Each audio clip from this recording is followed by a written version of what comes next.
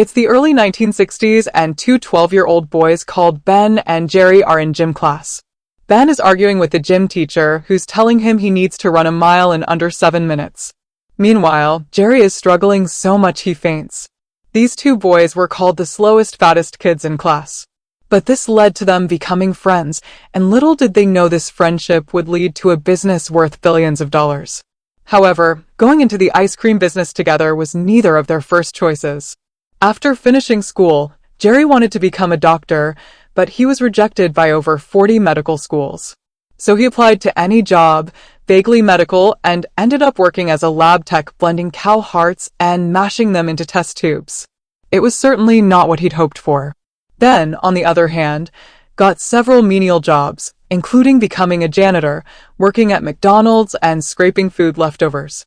But Ben was always a hippie at heart, and he hated working for a corporation and having a boss, and so he tried to make a living from pottery. Unfortunately, nobody was buying what he was making, so it's fair to say both Ben and Jerry were very unhappy with how their lives were turning out. So in 1973, Jerry moved to New York to live with Ben, and they started brainstorming.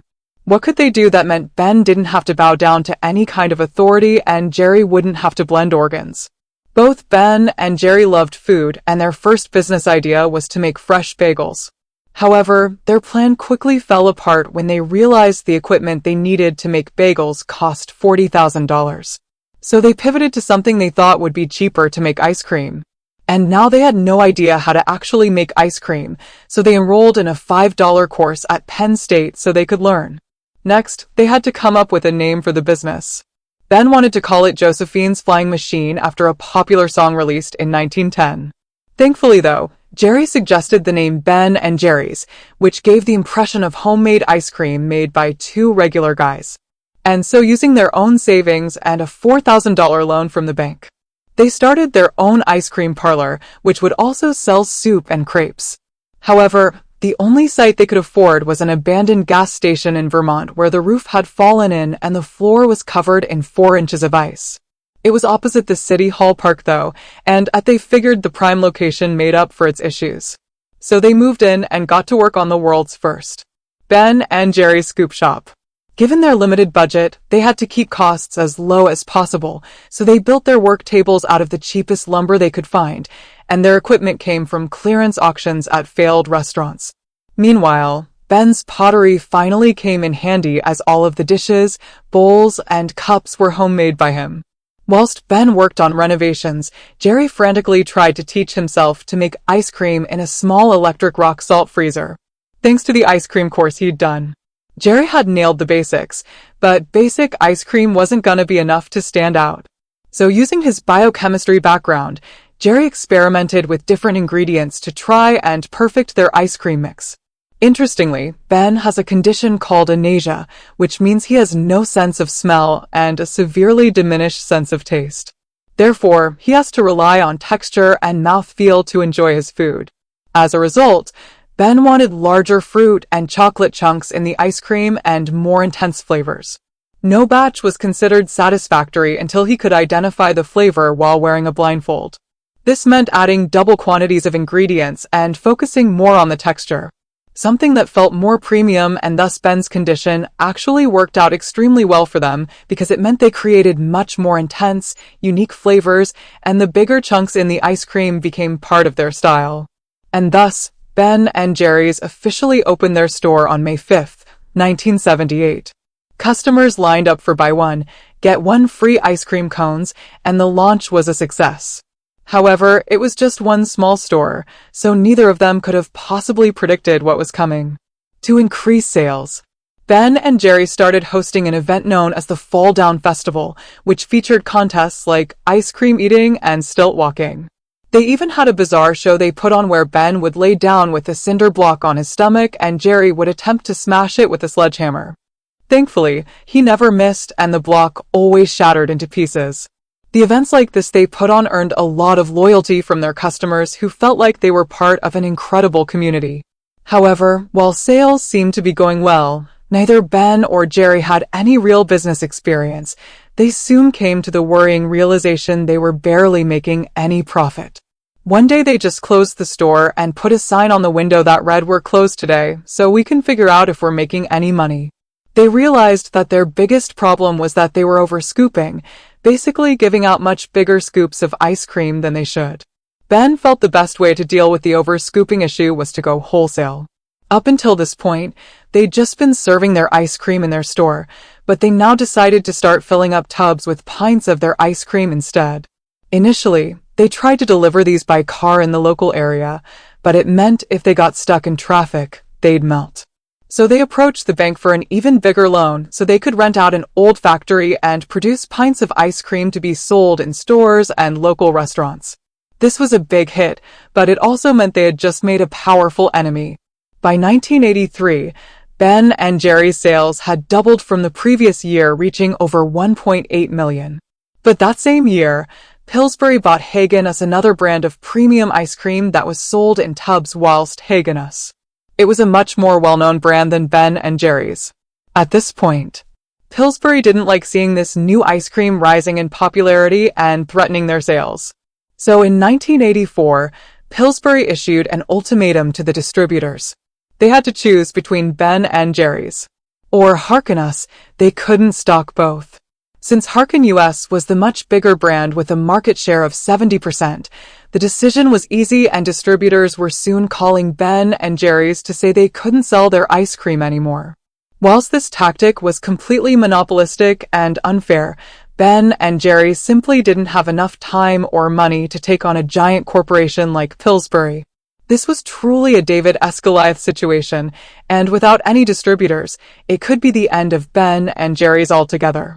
But then Ben had an idea. Instead of taking this to a legal court, what about the court of public opinion?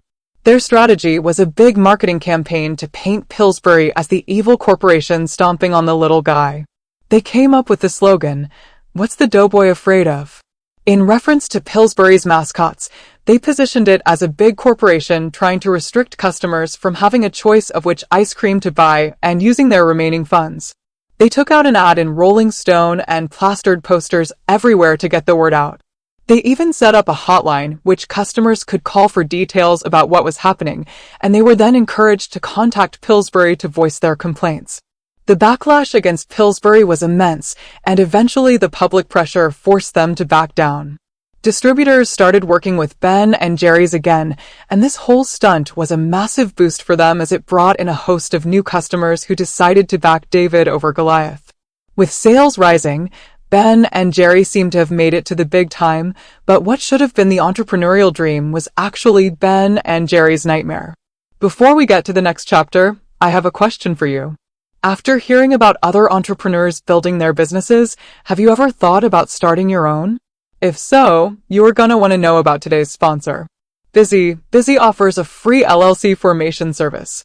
You just pay the state fees, and they'll help you get your business incorporated and handle all the necessary paperwork. Busy can not only help with choosing the right entity type, but can also help take care of the ongoing filing requirements with your state, which can be a big burden on business owners. Busy can even provide you with a business phone number and a professional business address with mail forwarding so you don't have to use your home address. Basically, Busy gives entrepreneurs the tools they need to start and manage vital aspects of their business so they can focus on serving their customers. I also like that Busy is made for entrepreneurs by entrepreneurs. The guys behind Busy bootstrapped it without any investors, literally starting in a spare bedroom. Fast forward to today, and they're still founder-led with over 20 years of experience and have helped over 1 million entrepreneurs. So if you want to start your own company, Busy makes it easier. Just use my link in the description to get started today. Ben and Jerry had not set out to build a big business, and the stress and pressure of it all was becoming too much.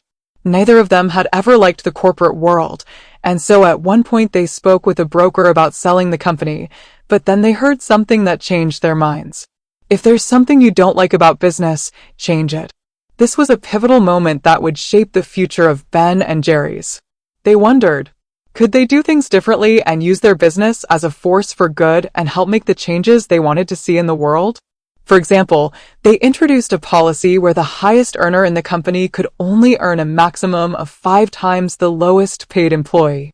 They also launched the Ben and Jerry's Foundation, where 7.5% of their annual pre-tax profits would be used to fund community-oriented projects. However, as sales skyrocketed, there was a pressing need for a new factory that would cost $2.5 million. So in 1984, they decided to take the company public to raise more money, but they did something very unusual. They decided only residents of Vermont could buy the stock. The idea was to let their local community invest rather than just opening it up to any random investors. And this way, their most loyal, long-standing customers would be part owners of the business. However, nearly everyone who heard this idea said it was naive and impractical and that they wouldn't raise enough money this way. It was a huge risk to take, but Ben and Jerry was set on the idea, and miraculously the decision to just sell shares to Vermont paid off. Not only did they raise the cash they needed, they also generated a huge amount of goodwill among the households of Vermont's, 1% of which now owned shares in Ben and Jerry's. And it was looking like a good investment. Sales rose from $4 million in 1984 to $10 million in 1985, and while the day-to-day was being taken care of by the staff, they'd hired Ben and Jeff. Jerry launched their next big marketing campaign called the Cow Mobile, a modified mobile home that Ben and Jerry drove across the U.S., giving away free ice creams. The trip was exhausting for the pair, who slept on mattresses on top of the freezer, but it was great publicity seeing the founders hand out free ice cream across the country, and it generated lots more goodwill. In fact, in 1988, Ben and Jerry were given the U.S. Small Business Persons of the Year award from Ronald Reagan. That same year, company revenues reached $32 million. However, there were problems. It still seemed that no matter how much they worked, they couldn't keep up with orders. Their factory workers were doing 12-hour shifts to try and keep up with the growth, but every part of their company's operations was straining under the pressure, and inefficiency costs were spiraling out of control. While Ben and Jerry were undoubtedly the heart of the company, it was clear they needed leadership with more experience, and so they decided to hire a new CEO. Ben and Jerry stepped further back from the day-to-day running of the company and instead focused more on the company's social endeavors. And at first this seemed perfect. Ben and Jerry worked on things like ethically sourcing their ingredients and creating support for social causes they felt strongly about. But then over the next few years, ice cream sales started to fall and their stock dropped almost 50% from its peak, sensing blood in the water. The sharks started circling. Several bigger companies wanted to buy Ben and Jerry's. Hey legends, it's John here, creator of Magnates Media. Just wanted to quickly share some exciting news with you. So for those who don't know, Magnates Media is not some big company.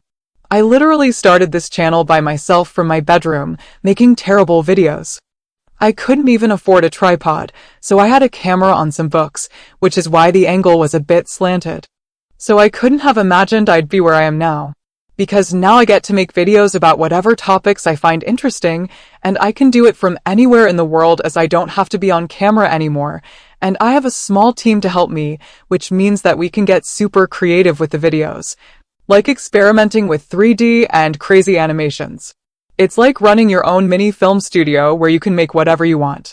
However, the problem is, it took me years to figure all this out, like how the algorithm works, how to hire the right people, how to get big sponsors and make more money. All this stuff that creators never publicly talk about. So that's why I spent months and months putting everything I've learned into a simple system that anyone else can follow. For example, if you wanted to run your own channel about true crime, history, tech, finance, sports, whatever it is you are interested in, you can just follow the system I've created. I literally show you everything you need to make a full-time income from YouTube, and all the behind-the-scenes secrets of how I make the videos and how I grew the channel from 0 to over 1.6 million subscribers. And when you sign up, you'll also get access to a community of other creators. Like, we already have successful channels who've gone through the program, who you can connect with. Plus, I'm in the community myself answering questions, so you can literally ask me anything you want so you never feel stuck. Honestly, this is the system I wish I had had when I started out, as it would have saved me years of expensive and time-consuming mistakes. So if you've ever wanted to grow your own YouTube channel, this system is perfect for you. Just click the link in the description below to claim one of the remaining spaces, or go to Magnate's Media/system, and I'll chat with you inside the community in just a minute. In 2000, the board reluctantly agreed to sell the company to the highest bidders, Unilever. The sale sparked a dramatic public backlash. Ben and Jerry were accused of selling out to a massive conglomerate and cashing in on the corporate machine they claimed to hate, but in truth, the founders didn't have much say in the matter. Ben and Jerry's was a public company and Unilever was offering so much money, $326 million to be exact, that the board of directors felt they had no choice but to accept. Shortly after the sale, Ben underwent an emergency quintuple bypass to prevent a heart attack. This was partly due to the stress of the acquisition, but the biggest contributor was his years of ice cream consumption. Ben believed you couldn't judge an ice cream without consuming the whole tub, and so over the years of testing so many different new flavors, he'd consumed vast amounts of ice cream. Thankfully, Ben survived his surgery, but he was still very anxious about the Unilever deal. However, the Ben and Jerry team managed to convince Unilever that Ben and Jerry's was only worth so much due to its commitment to social justice, and that they'd be devaluing their new asset if they gave up on that mission. They also put strict terms in the deal. Like it was agreed, Ben and Jerry would maintain an independent board committed to upholding the values of the original company. And so despite a few stumbles along the way, the company has carried on releasing flavors that promote fair trade, climate action, diversity, and other social issues. For example, they release flavors like Hubby in support of gay marriage. Now, an ice cream company taking public stances on social and political issues, and even bringing out politically themed flavors of ice cream has unsurprisingly caused some backlash at times. But no matter what your political views, what's interesting about Ben and Jerry's compared to many companies? It's that the founders have been speaking up on issues that they genuinely believe in. Unlike many companies that claim to be supporting causes, but it's very clearly a calculated marketing stance. Either way, given their humble beginnings, there's no doubt that Ben and Jerry's is an incredible business success story, although it's not as incredible as Walmart. If you want to know how this farm boy built the world's largest company, just click here to watch that next. I'll see you there. Cheers.